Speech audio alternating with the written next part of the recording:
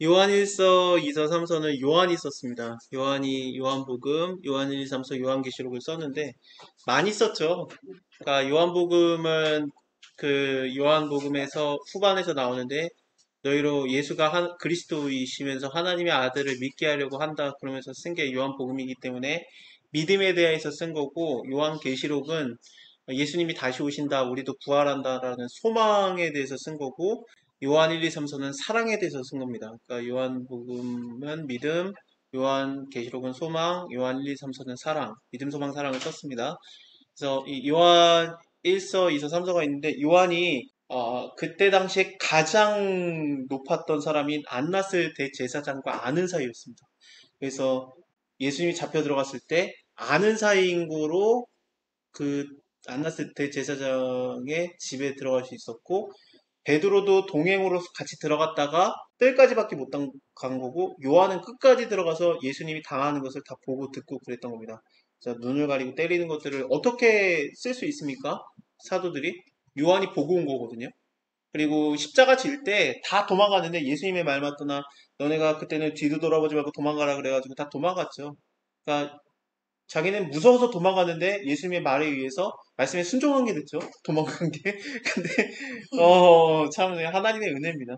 내가 모르고 했는데 하나님이 이렇게 다 그것도 다 해준 건데, 어쨌든 물론 예루살렘에서 도망하는 거 그거 얘기도 하는 거고 있기도 하고, 죄에서 떠나라는 얘기. 그래서 이제 심판 때 죄에서 떠난 자들에 대한 얘기도 하는 거고 그런 건데, 어쨌든 요한은 근데 십자가 밑에 그냥 있었어요.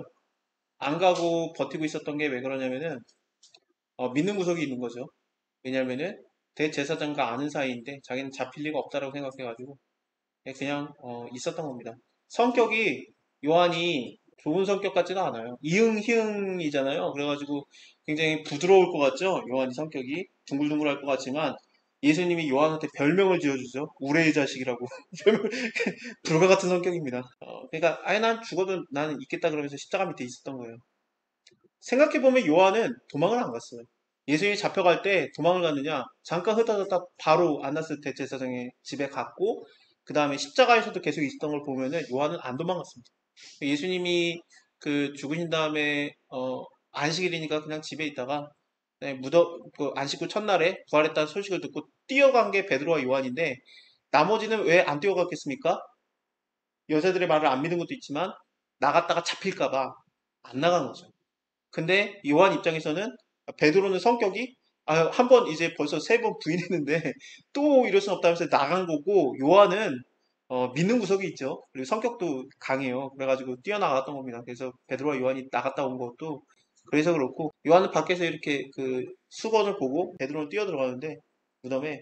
근데 요한은 왜 안 들어갔느냐? 안 들어가도 됐다라고 생각을 하는 거거든요. 요한복음을 보면은. 왜냐하면 수건이 켜져 있는 걸 보면서 그 죽은 나사로가 살아났을 때 얼굴에서 수건을 풀어줘라 그랬었는데, 죽은 자에게 수건을 덮어 씌우는데 수건이 풀어졌다라는 게 뭐냐면은 예수님이 부활했다는 것을 성격 급한 요한이 보고 그것만 보고 믿은 거예요. 그렇기 때문에 그렇게 보시면 됩니다. 그 성격 급한 요한이 그 불과 같은 요한, 그리고 또 고급 관료도 알고 있었고 굉장히 좀 높은 사람이에요. 그리고 또 이 요한복음, 요한 1, 2, 3서, 요한계시록을 보면은 문체를 보면은 배운 사람이에요. 확실히 배운 사람이고, 그리고 배를 부리고 그물로 잡았던 굉장히 좀 부유했던 사람입니다. 이 요한복음, 요한 1, 2, 3서, 요한계시록을 쓰는 그 비용이 어디서 나오느냐? 이 부유함에서 나옵니다. 저번에도 여러 번 말씀드렸지만 이거 한 장 쓰는 게 그냥 억 단위라고 생각하면 됩니다. 근데 요한복음, 요한 1, 2, 3서, 요한계시록 벌써 돈이 얼마나 많은 거야? 그 생각이 딱 들죠. 베드로도 가난하지 않았거든요. 베드로도 가난한 어부가 아닙니다. 배를 부리는 그물 어부예요. 배가 작은 배가 아니에요. 왜냐하면 요한복음을 보면은 그 잠깐 보여드리겠다. 보여드려야 되겠다. 그게 작은 배가 아니에요. 그들이 타는 배가 예수님이 부활한 다음에 뭐 해야 되지? 한 다음에 몰라가지고 그러다가 제가 이 사진을 넣으면 안 되는데 이 사진을 넣어가지고 오해가 됐어요. 이거를 밑으로 넣었어야 되는데 그냥 이게 디베레 바다를 하느라고 제가 이 사진을 썼는데 사람들이 이거를 배를 갖다 생각을 하더라고요. 배가 아닌데 저는 이걸 디베레 바다를 썼거든요. 이게 디베레 바다가 이거라는 걸 쓴 건데 사람들이 디베랴 바다는 안 보고 아, 배가 요거구나. 다 그렇게 생각을 하더라고요. 그래서 아 이거 아닌데 이 디베랴 바다 이거 왜 안 보지? 안 봐요. 내 잘못이야. 디베랴 바다가 이게 티베리우스 바다, 그러니까 갈릴리 바다죠. 거기에 베드로가 물고기 잡으러 가겠다 그러면서 예수님 부활했는데 할지 뭐 해야 될지 모르니까 물고기 잡으러 가거든요. 물고기를 잡은 다음에 이때 그물로 잡는데 153마리의 물고기가 잡을 만한 배입니다. 근데 날이 새어갈 때 예수님께서 이제 이게 물고기를 왕창 잡게 하잖아요. 그 다음에 예수님인지 알아보고 이제 뛰어드는데 그 물고기 그물을 던졌는데 들 수 없더라. 예수의 사랑하는 제자 그러니까 요한이 베드로에게 이르되 주님이네 그랬더니 베드로가 알아보고 옷 입고 바다에 뛰어들어서 왔고 그 다음에 제자들은 아직 그 상거가 불과 한 50칸쯤 되므로 한 90m쯤 되는 겁니다.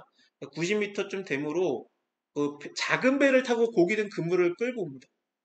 이 말이 뭡니까? 큰 배 따로 작은 배 따로예요. 큰 배는 너무 커가지고 대지를 못하는 거예요. 작은 배로 갔다가 큰 배까지 닷을 내린 큰 배까지 가가지고 거기에서 올라타가지고 하는 배인데 그 작은 배도 어떠냐? 지금 여기에 153마리 그물이 들어가야 되고 그 다음에 베드로는 나갔지만 베드로, 디두모라고 하는 도마 그리고 나다나엘과 세베대의 아들들과 다른 제자 둘이 함께 탈 만한 많은 사람이 함께 탈 만한 배예요. 이 작은 배가 딸린 큰 배를 가진 사람이 베드로예요. 베드로가 가난하다고요? 가난한 어부라고요? 요한도 가난하지 않고 그 베드로도 가난하지 않은데 베드로는 어떻습니까? 굉장히 부유하죠. 근데 베드로 전후서밖에 못 썼어요. 느껴지십니까? 그 요한의 부유함이 느껴지십니까? 네, 장수로 따지면 나와요. 장수. 누가복음 사도행전은 의사였던 누가가 그 비용을 충당을 못해요. 그래서 데오빌로 총독이 돈을 내잖아요. 데오빌로 카카요. 이 카카가 총독이라는 단어랑 같아요. 그래서 총독급의 어떤 믿는 사람이 있는데 그 사람이 비용을 대가지고 누가복음과 사도행전을 썼습니다. 바울이 많이 썼죠. 로마서, 고린도전서, 갈라디아서. 이거 왜 많이 썼습니까? 왜 바울이 그렇게 많이 썼습니까? 바울이 부자예요. 어느 정도의 부자입니까? 벨리스 총독이 바울에게 돈을 받을까 해서 자꾸 불렀어요.